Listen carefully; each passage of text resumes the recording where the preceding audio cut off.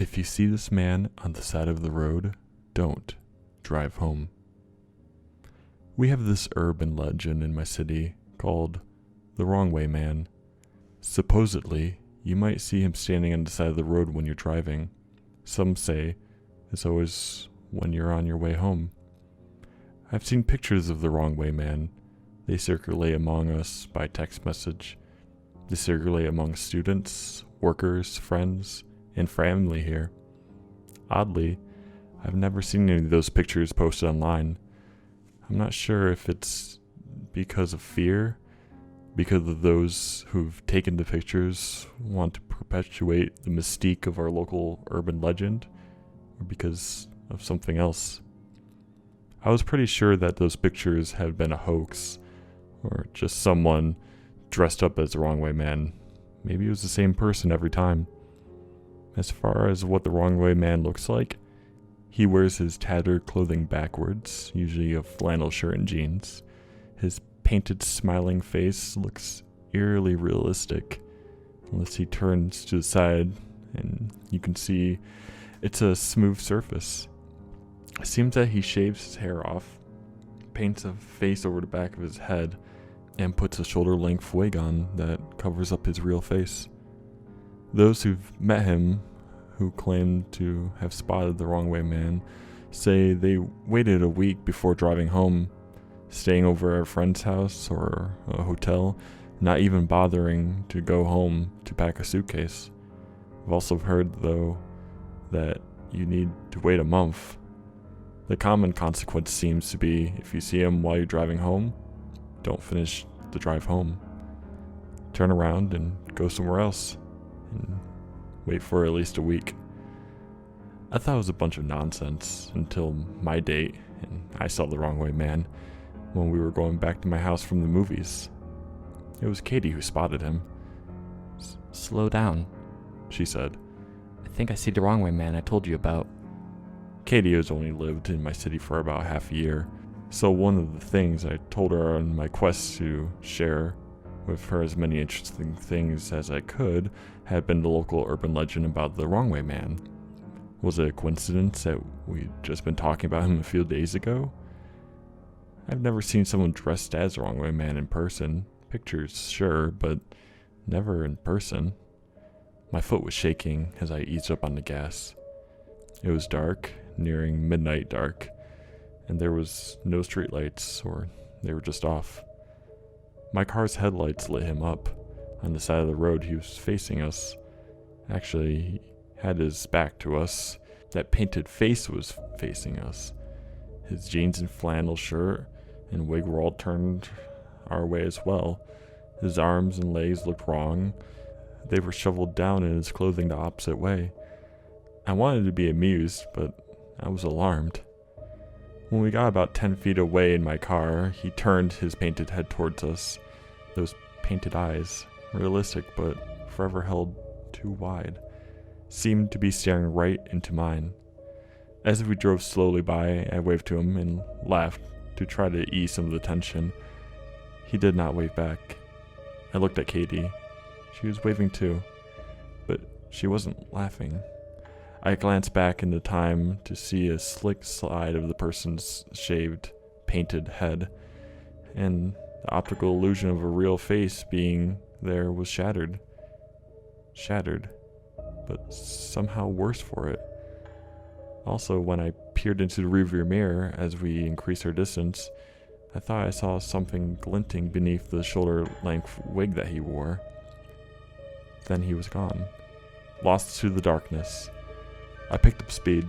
He hadn't been walking, but somehow I was worried that he would come after us too quickly. So what do we do now? Katie asked. We can't go back to our home, or mine. I glanced at her, and soon we were both started laughing.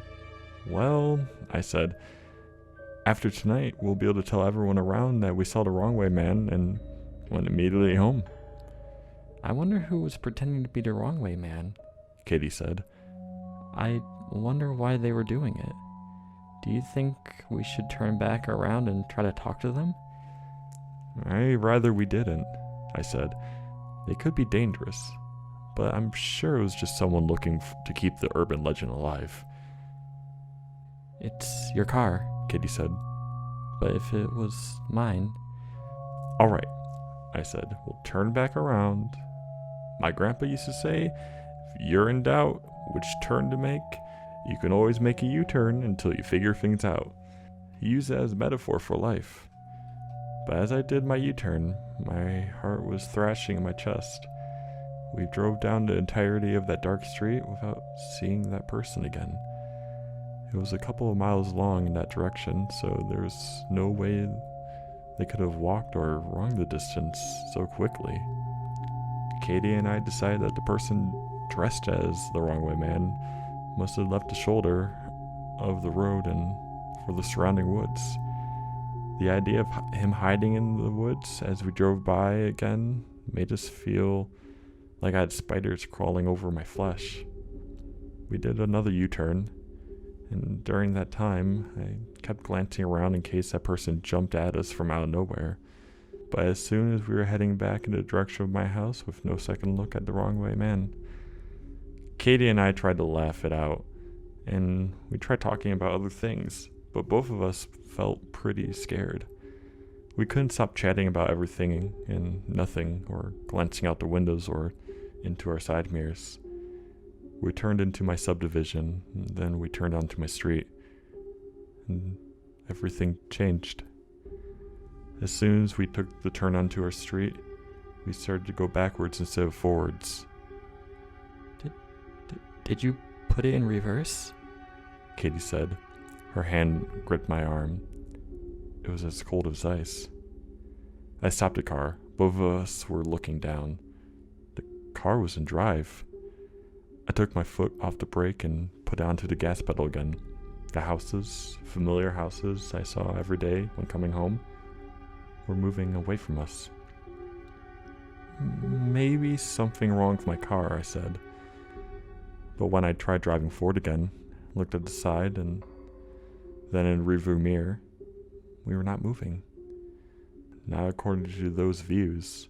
In front of us, the houses receded every time I put my foot on the gas. But from the side and rear, it appeared that we were standing still. On my street, everything was well lit. There was tons of streetlights, so we couldn't argue it away as if it was anything to do with limited visibility. Let's get out of here, Katie said. Her voice was almost a whisper. Yeah, I said in a similar way. But how are we going to leave? Put it in reverse. When I put my car in reverse and tried that, we actually moved forward. But to the side and rear once again, we seemed to have not moved. Like we were caught just past the entrance to my neighborhood. It was when Katie and I stopped the car and were debating getting out that we spotted someone coming towards us on the sidewalk. They were approaching us from the front of the vehicle, so I'm not sure how accurate the distance was.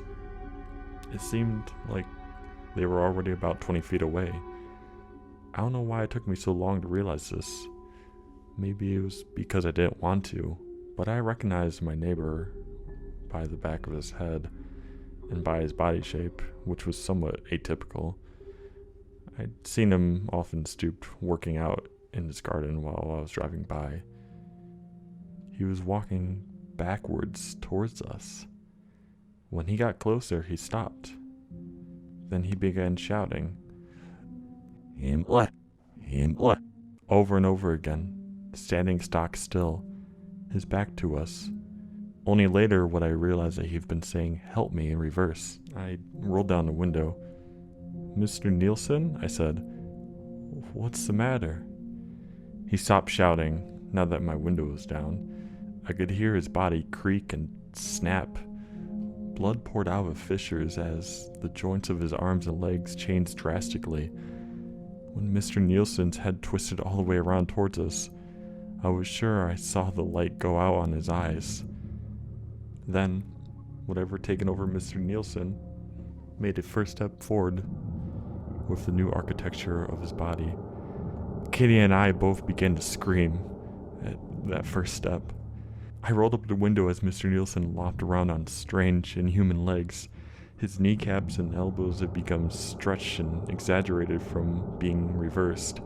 I put my foot on the gas with the car still in reverse, and though the front windows we seemed to be careening forward, even though at a glance out of the sides or the rear showed us to be stationary, we slammed into Mr. Nielsen.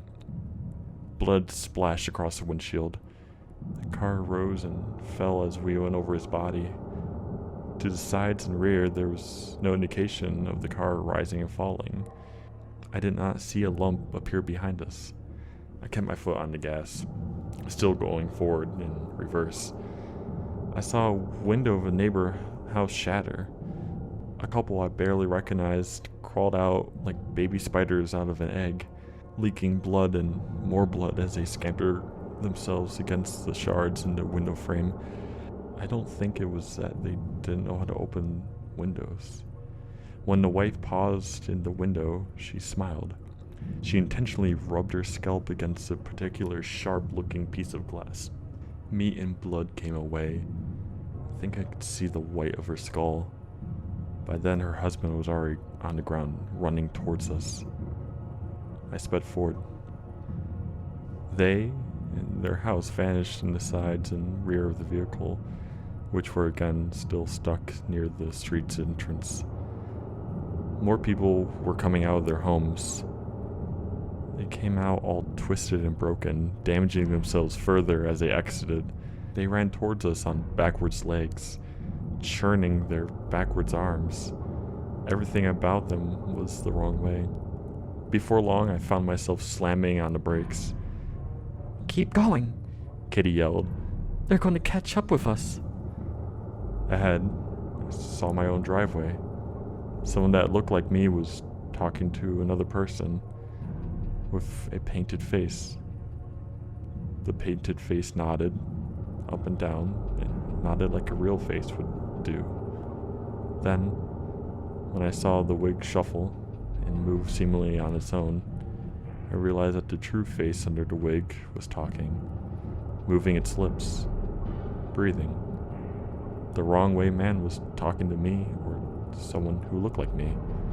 At the same time, Katie was reaching over me, desperately trying to put her foot on the gas. A couple of twisted pieces of bone and meat collided with the windshield. Two faces with bunched up folds of neck leered at me out of glazed eyes. These were faces I should have recognized. Their twisted arms continued to beat on the window, even though their eyes told me that there was no one home. A spider web of cracks spread across the windshield. Its grooves caught blood. I slammed my foot on the gas while helping to steady Katie back into her seat. We flung those two off, and right after we ran over an entire family in quick succession. I didn't have time to feel guilty. These were not my neighbors. These were not my neighbors. These were not. Katie and I both began to change. I heard some of my bones break. I felt it a moment later, like the reverse of lightning before thunder. Katie and I started screaming, almost in unison, and about the same tune. It was like a choir of pain and fear and pain has risen up with us as instruments. "Keep your head back," I yelled as I strove to keep my head pressed against my seat. "Don't let it twist around. No matter what happens to the rest of our bodies, we can't let it kill us." I know, Katie said. "Just get the car out of here. Make a U-turn or something." Make a U-turn, I thought. What was it my grandpa said about life, and how if you didn't know what to do, you could always make a U-turn? Still in reverse, yet still going forward, I wheeled the car, screeching around. I didn't glance out the sides or rear. I gunned it, heading back towards where we had come from. The wrong way man waited. He waited for me at the junction of my driveway and the street. His painted mouth grinned forever. His painted eyes were too wide and incapable of blinking. We passed him and drove out of the neighborhood. Kate and I were out of the woods though. I was able to get us to the nearby gas station before my legs and arms, which were partway reversed and leaking blood completely gave out. We crawled out of their vehicle and onto the cold, hard concrete of the gas station. I blacked out almost at once. But Katie tells me she retained consciousness until an ambulance arrived. I don't envy her. We spent months at the hospital with broken bones and torn ligaments and muscles. I think the only thing that has saved us from permanent damage might have been our seats of our vehicles, resisting our changes. We told the doctors we have been in a car accident. They shook their heads at us and kept asking questions. I did go back home eventually. We both did. The reason I went home was because one of my neighbors that we've run over with the car came to hospital to visit me. They seemed to be completely fine, as if nothing had happened and the wrong way man never changed them. But damage was done to my vehicle and to Katie and me, both physically and psychologically. And while our bodies are on mend, I don't think we'll ever be the same. I feel the wrong way inside.